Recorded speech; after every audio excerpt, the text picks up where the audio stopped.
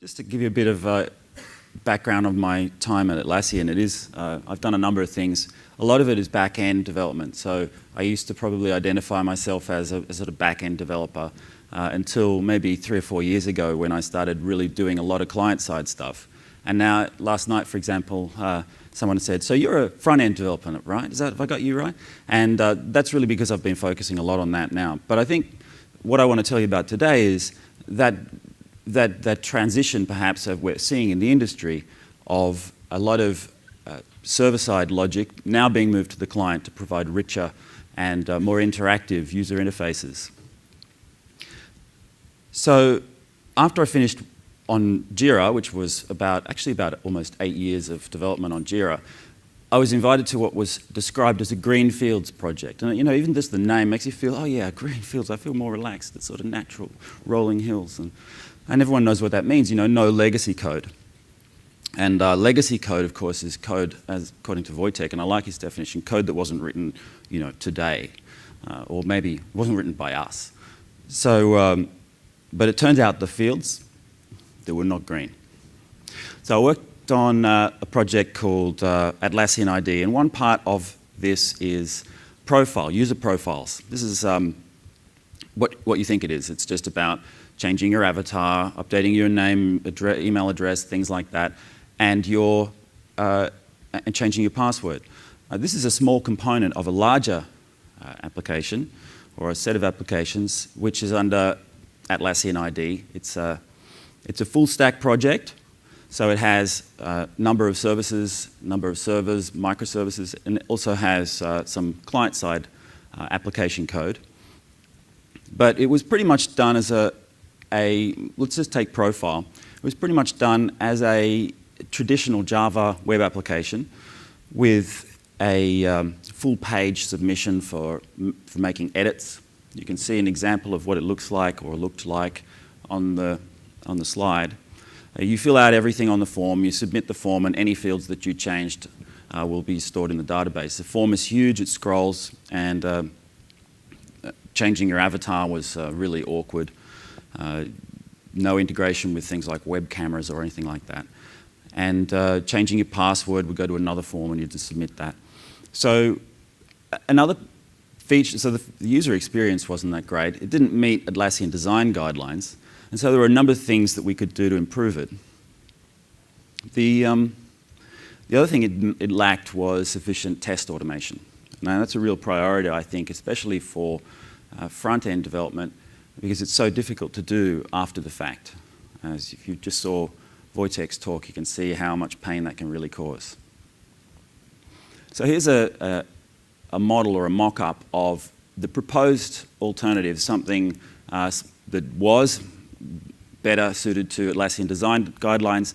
And rather than have a large scrolling form all the time, you can see at the top we have like an ID card, which has the name and title and location, say, of your avatar, your photo, and you can change the password there. You can turn that to edit mode, which will enable you to edit any of those fields. And this is the sort of goal we were aiming for. But also on the page are other things, and those things are not strictly about editing your profile. Those are related other services that you have access to. And so what we recognized was that profile might be something that is necessary in a lot of other applications, like hosted Jira instances or Answers or any of our other hosted services that we wanted to be able to use the same identity in. And so the plan was to make that profile part and its editable abilities embeddable into any of these other applications, and then restylable as well. So how did we do it? How did we go through that process, and what did we change? Because one of the things we had to do is transition from the legacy to the new architecture in the same, while it was working. And I'll go through these 4 sections for you, and so break it down into those parts. So here's the sort of full architecture.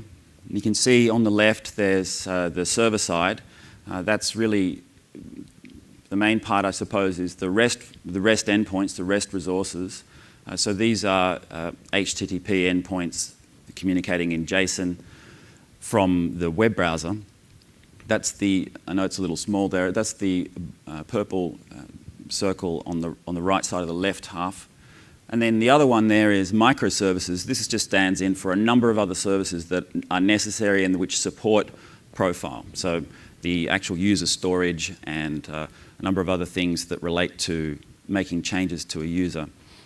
There is a message queue that actually connects the user changes to any of the other services that need to know when user details are updated. And so that all connects out, and that is hosted in the cloud, as they say. And on the right side, that's really where I'm focusing on. That's the client side. That's inside the browser. And what we really mean by that is it's basically JavaScript and the other related technologies. And we have some application-specific code here. So that's just related to profile. That's the domain that we're working in, changing the user's details. So we have profile there. We also have a require.js and Almond, which is a packaging or a module system for JavaScript. And there are alternatives here, but JavaScript always lacked a module system. And I think this is particularly good, and I would say my preferred now way of addressing that shortfall in JavaScript. And it enables us to, and I'll go into this in a bit more detail, but it enables us to bundle and separate for the purposes of development without paying for either of those operations. So we have separate files for development, but we don't necessarily have to ship separate files to the browser. Those can be bundled together, and we can create different distributions that may have different dependencies. So those dependencies are, depending on where that component is being embedded, those dependencies would include things like jQuery, which is always in client-side development these days. It's a kind of go-to library. And because we're building in the Atlassian design guidelines, we were using AUI, or Atlassian UI components, and we're using the soy template library there. So that's ultimately a templating language that compiles to JavaScript. There's good support of all of the user interface components that we use in Atlassian products, and you can just use those soy templates. The other component is what you might call the application framework for the client side. And in this case, we chose Backbone, and it comes with Underscore, which is a sort of more utility library. And that's quite a powerful combo. Those two, I've used them before. And if you're interested, you can ask me about why we didn't use Angular or any of the other alternatives. But we were using a couple of other related technologies. And I've got another circle there just for other stuff, things that are not related to these key components, and things like the web camera integration. So let me just talk now about one of the most important ways that we approached the new development. And for any of you who does automated testing here, put your hand up if you do automated testing. All right, so hopefully that was everyone. Anything about this slide just sort of not quite right. The color on this isn't exactly what I expected. Imagine it was redder. Let's just fix that. Does that feel better? You know, like, does this just make you feel more relaxed and like, oh, good, everything's good? It's green. Test the green, and green is good, and red is bad. So if you have that reaction to just the slide, then it's an indicator for me that you have this sort of philosophy about automated testing and its central role in the architecture and the developer loop. So how did we do it? We've got a lot of client-side stuff, we've got legacy server-side stuff, and we're building new things in each of those parts. Well, depending on what we're talking about here in the Java or the legacy code, we were using JUnit. It's pretty much the testing framework everyone uses, as far as I know. There are alternatives, but that's really where everyone starts. And for Scala, though, Scala is a language that we do all our server-side development in on Atlassian ID, and we were using Spex2. We use Spex2 as a behavior-driven development kind of test framework that is for all of the new server-side components. And on the JavaScript side, it's a little more complicated because you've got JavaScript unit testing, which could be executed outside the browser, no problem. And then you've got the sort of stuff that really does need to run in a full browser integrated with the backend. So we use Karma and Phantom.js. Karma is a test runner. And then when I was talking to a colleague of mine who knows a little bit more about these things, I was saying, so what should we use for running actually sort of starting and running the JavaScript tests?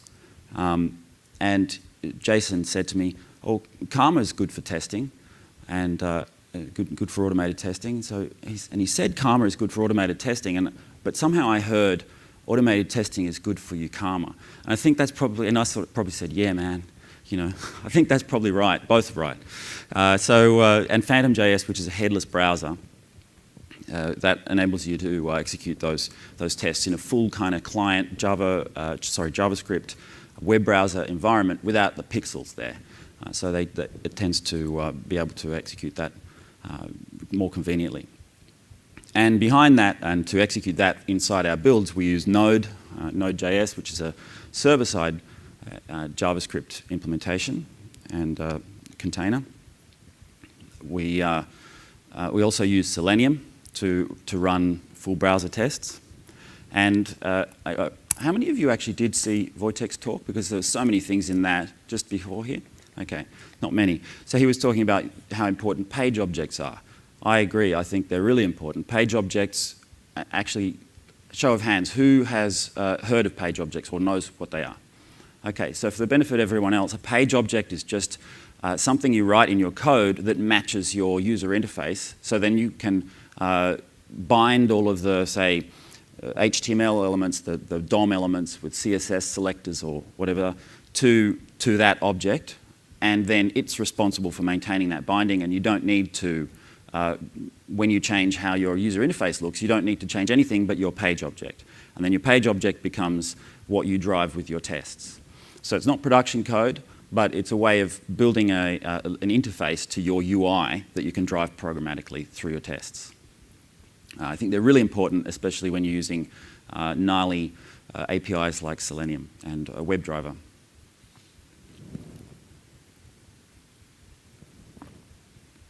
So, security.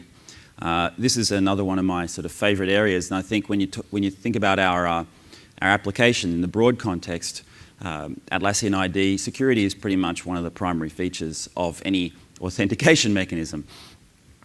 These are the things you need to worry about on this slide. I'll go through them in a bit more detail. And the usual suspects, this is very well documented in the industry, and there are some tricks and traps here when you're trying to build a embeddable component that runs across domains. So we have different domains, we have customer-specific domains, and we have Bitbucket, we have all these different domains that we want to be able to authenticate across. So first you need to worry about cross-site request forgery, or CSRF, or also known as XSRF or CSRF, as well as XSS, which is cross-site scripting. Those two are attack vectors that are frequently used, and there are probably half the websites out there on the internet are vulnerable to these sorts of attacks. They're very well-known attacks, and if you are not testing and protecting yourself against those, then you can have all sorts of problems, all sorts of security breaches. Cookies, if you know the technology, are domain scoped. So when you set a cookie on a browser, it really only belongs to a single domain or to a subdomain under that main domain. That's a challenge. It's something you have to live with. But there are ways around that limitation when you need to share authentication across domains. And CORS is a standard that has been developed more recently, which sort of allows you to solve that problem by defining or restricting the ability of the JavaScript on the client to contact that server that is on a different domain. And it's a specification which lays out different request and response headers and a kind of modern request lifecycle between the browser and the server to say, okay, you can come in, or no, you can't, and where are you coming from? And those sorts of standards are implemented pretty well across different browsers, the modern browsers. So I'm talking about anything made in the last 4 or 5 years.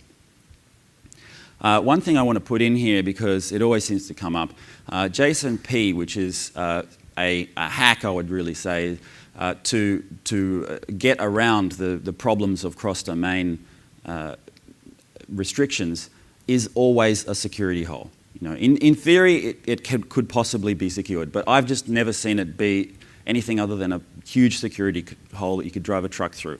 I recommend you never use JSON-P, and if you have JSON-P in your applications, you probably have a security hole right there. And it all comes down to security in server-side development. It always comes down to never trusting any client data. You think you're dealing with your own user, but you just can't assume that. So what's it like in the development loop? How do we actually build this thing? I mentioned some of these before. Require.js, these are the ways to build the modules. Almond is a wrapper around Require.js. Node.js links our build to the execution of JavaScript tests. NPM, which is the Node Package Manager, this is something that really enables us to put dependencies into that build. And Karma is the test runner, so that's one of those dependencies. We have to build, at that time, Soy, the templating, and also Less, which is a sort of preprocessor language for CSS. So there are a lot of build time things, and they're all brought together at the bottom by Maven in our builds. And this is what Require.js really looks like when you, this is obviously JavaScript or JSON, and it's a definition of the way that all of the components sit together. This is just a fragment of it, but you can see how it's really declarative. There's no logic here. It's just saying, here are all the pieces, this is how they fit together. And that's what Require.js really gives you. It allows you to define your modules and define dependencies between them. So deployment is another challenge. It's really, I guess, the flip side of the development loop. Maven, as I said, is driving the build. We use the Karma test runner to drive Phantom.js. All these names, I've kind of gone into what they are. But all of those things then compile bundles. We actually ended up really just focusing on one bundle, but the idea is that you could have multiple bundles with different sets of dependencies in them. So one which contains jQuery and contains Backbone and contains all of these things, but another one which expects those things to exist in the target application where it's deployed. So each application knows what they can put on the page for your application or for your component.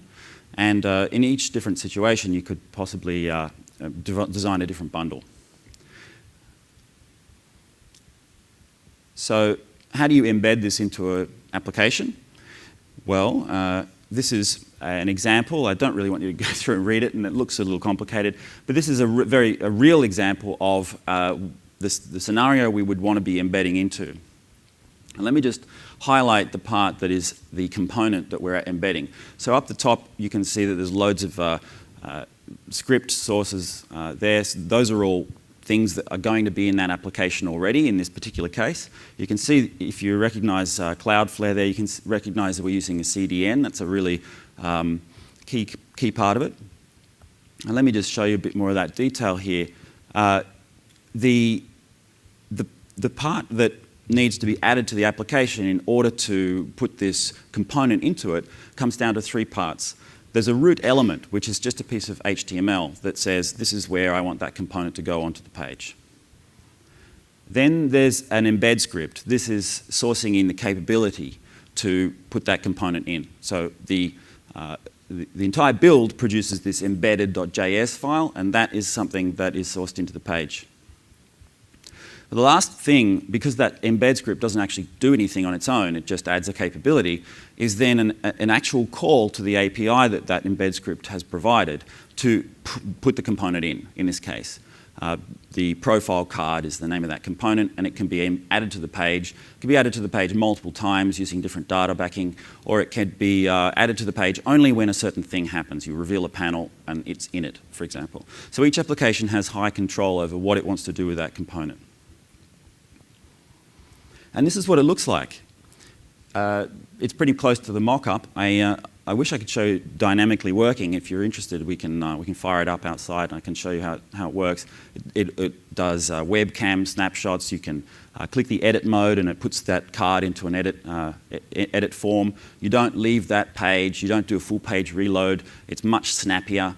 You get all of those sort of modern UI sort of cues from using it. And these are the takeaways I want you to remember if you're building client-side application components to embed into your applications. Karma is good for testing JavaScript, and testing JavaScript is good for Karma. JSONP is always a security hole, and there's a couple of others there. Thank you.